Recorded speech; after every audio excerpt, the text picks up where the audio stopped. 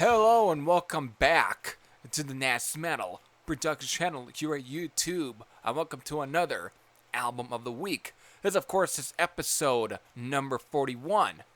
So, for this episode, of course, goes to another anniversary. This is, of course, now another 30th anniversary. And that's, of course, for Helstar's fourth studio album, Nosferatu.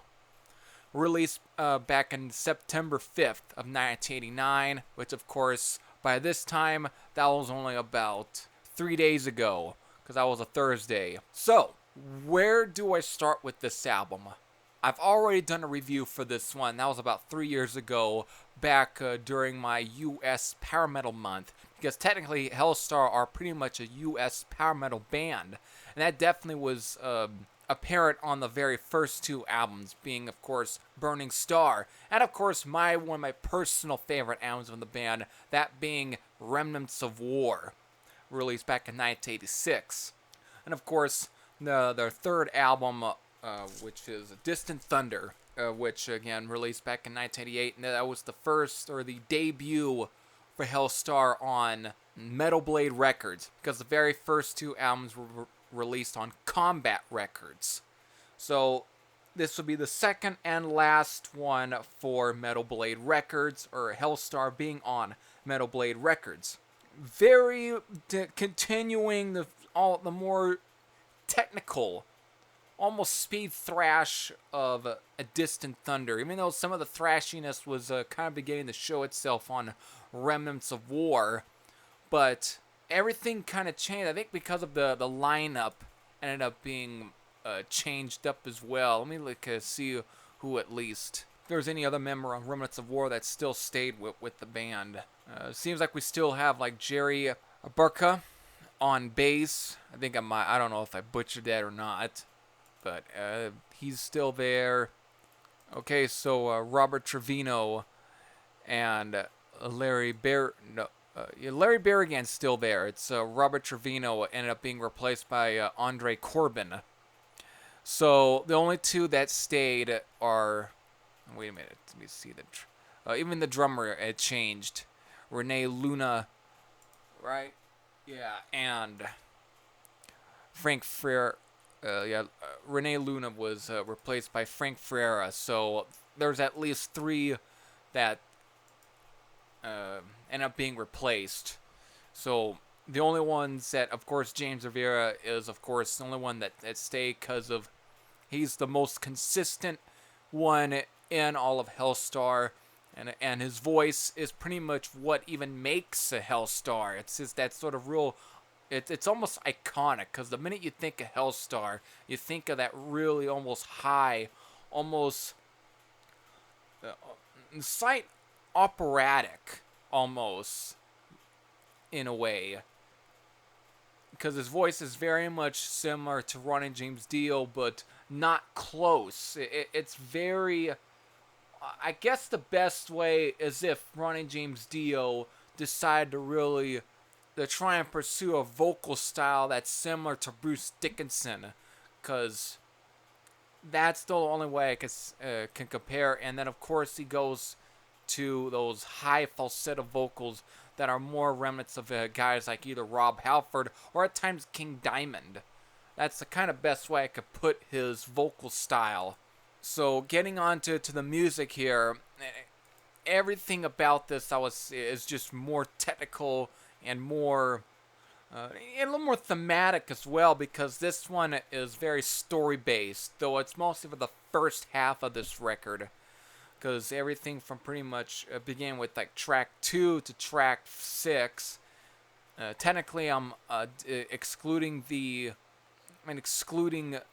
instrumental, the intro track called Rhapsody in Black, which is, though a good track, though I think most of these are actually, at least in the beginning of these, they end up using a lot of snippets, and I'll get into that, or elaborate on that, because the theme on this album is basically, well, Nosferatu, but it's basically inspired by the novel from Bram Stoker, that being Dracula, which of course, which got turned into a movie adaptation. I know there's plenty of Dracula movies. I know that the snippets that are not, which is finally where I'm going to elaborate here and say is the snippets that are used in the for a lot of the intros to a lot of these songs, I think are taken from the Dracula movie where Christopher Lee, the Hammer Studios Dracula film. I believe that that's where they're taken from, and not the original old Dracula from like what the 1930s, 1940s, the Universal one. It's definitely the snippets seem to be from the Hammer Studios ones. That's all I can think of. I know there's plenty of Dracula films out there, and I just can't seem to, and I haven't watched all because there's a shit ton of them. But that's the guess I'm making, is it's from the Christopher Lee Dracula films that are being used as snippets for a lot of the intros to these songs here. But still, it's just to kind of help build on or give the story a bit for this album. It's definitely a great album. And I mean, after the first half, everything is all, the lyrics are definitely changed up a bit. They're different, even though they seem to touch on religion a bit, because that was one thing with a lot of the Dracula films, especially if you see the Bram Stoker Dracula film that was released 2 years later after this album, the Francis Coppola I think Dracula film, where it really touched a lot on religion. To some it might be almost anti-religion, but that's mostly with the character, and that's for sure. And it seems with the rest of the songs, they almost fit with the other one because of it's very kind of almost, it touches a lot on religion at times, almost I guess the faith of some of them. I'm not going to say it's anti-Christian, but there's definitely some songs that definitely seem like it's more questioning with a lot of these. And that was kind of something that kind of stays with Attack, especially of like a character like Dracula, which always kind of questioned a lot of Christianity or religion or whatever in general.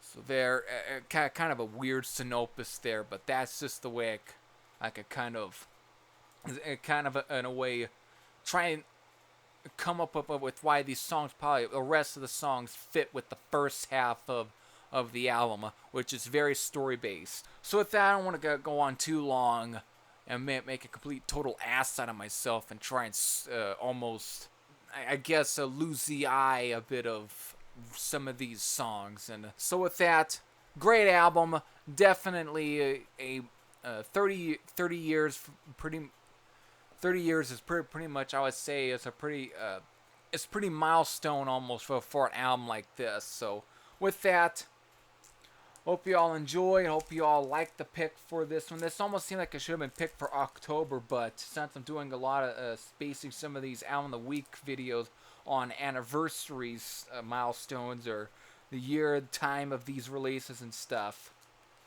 I decided to go ahead and, well, jump on and pretty much and feature this as a part of my Album of the Week series. So with that, hope you all enjoyed, and definitely go back and listen to this album in honor of the anniversary milestone that this album had just hit. So with that, and if you haven't even listened to this album, I definitely would say, definitely I recommend this album. It's a very, very good album in a way. Very good. Alright, if you haven't even heard or listened to any of Helstar's albums, they're all pretty good. Most of them are all pretty good. Even the most recent album from like 2017, titled Vampiro, which is, I would say, a really good follow-up to this album, Nosferatu. So with that, hope you all enjoyed. So until then, this is everything I say. I'm out. I'll see you all later. Take care, everyone. Enjoy the week.